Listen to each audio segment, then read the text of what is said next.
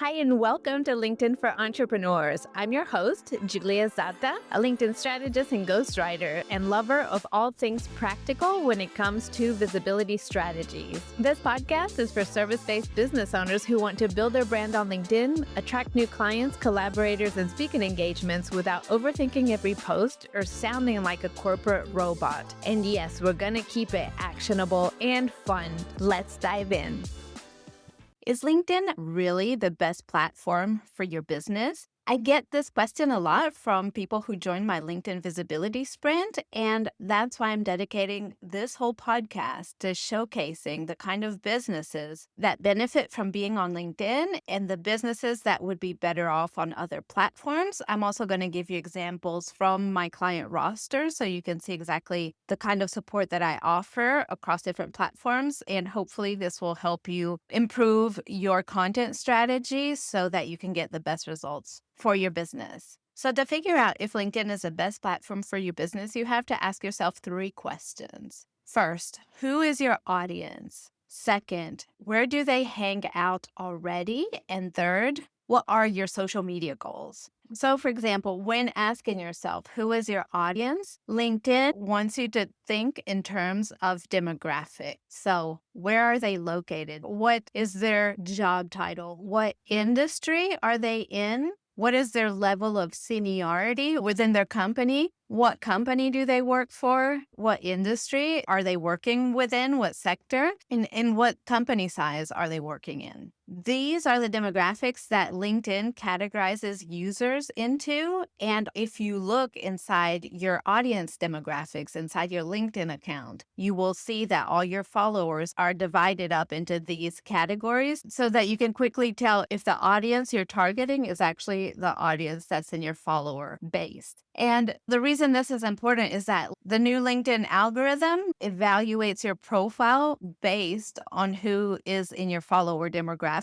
And also your content needs to target this particular follower demographic to send a cohesive message. So you need to think of your audience in these terms. And the second point I want to make about why your audience demographic is important is because people go to LinkedIn for professional insights, for networking, for career advancement. And what that means in plain English is that they go on LinkedIn to learn things related to their industry, to make sure their industry knowledge is current. They go to LinkedIn to network with industry peers, with people that are more senior so that they can advance in their career. So they're there to build relationships and to improve their knowledge and skills, which means that if your audience are busy moms who need help making their life less chaotic, you would have to think about what is their professional identity and why are they logging into LinkedIn? They're clearly on LinkedIn to advance professionally. They're not there to learn systems to make their lifestyle better, because that's something you would go to Instagram, to TikTok, or Facebook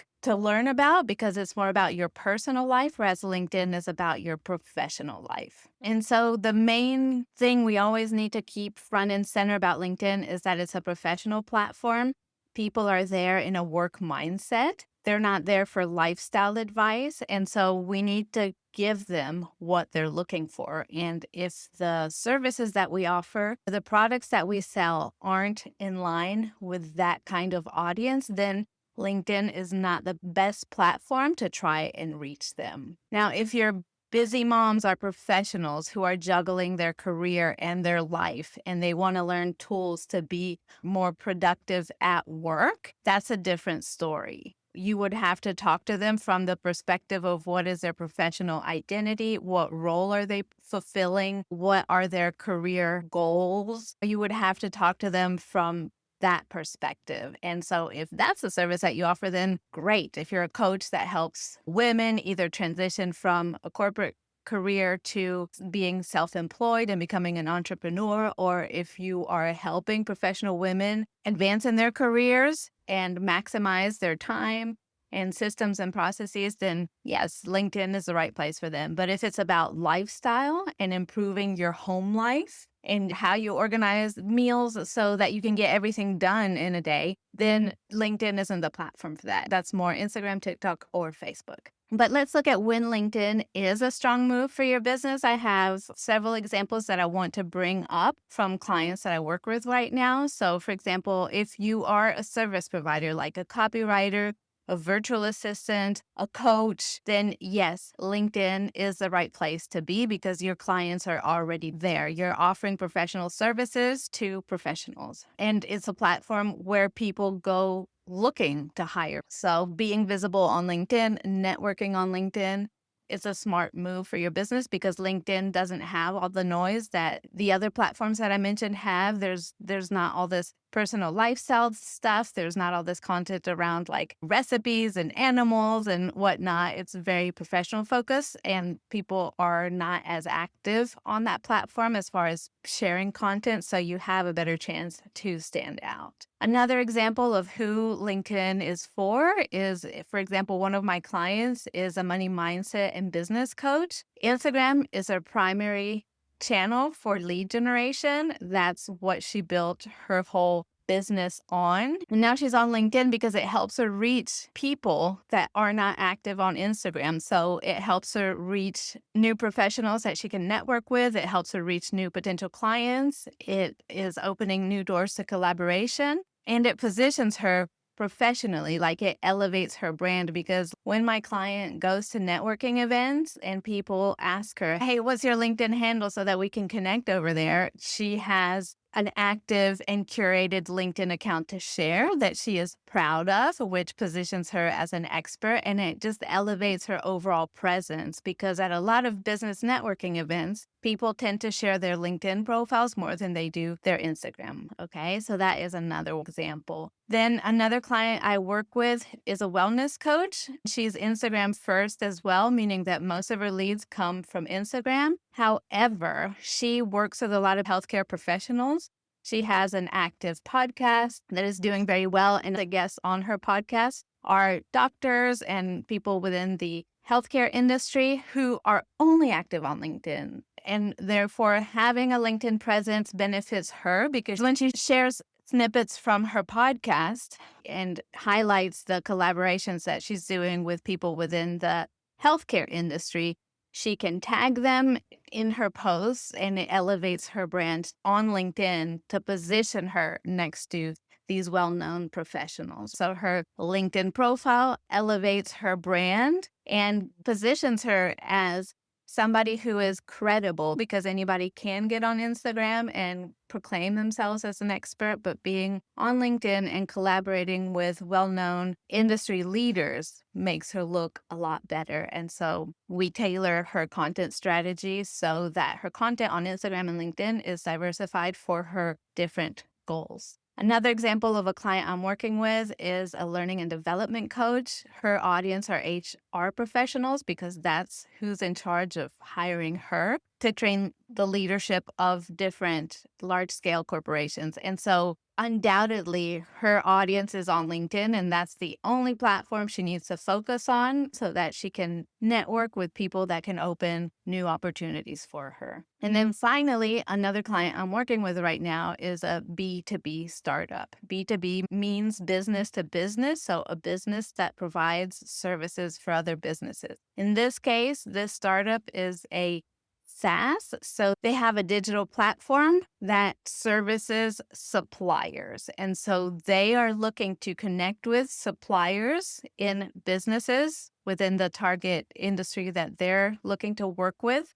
And obviously, LinkedIn is the best place for that because these suppliers have a professional profile that indicates exactly what company they're working for, what their level of seniority is. And so it has all the information that we need to be able to do direct outreach and talk to those people, as well as create content so that leaders whose brands I'm curating have an active profile and they seem credible, right?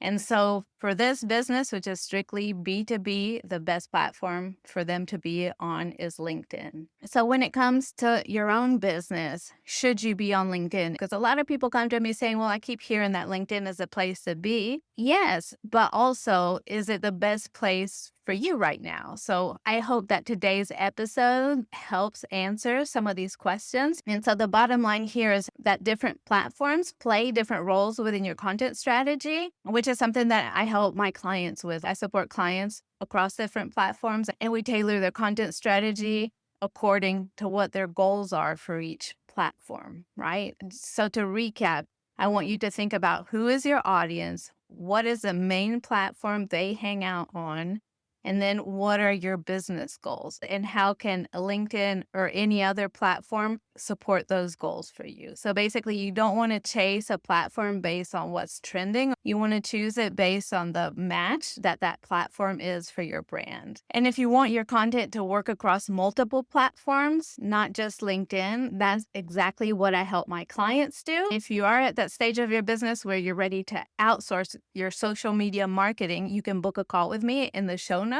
and we can discuss how I can support you.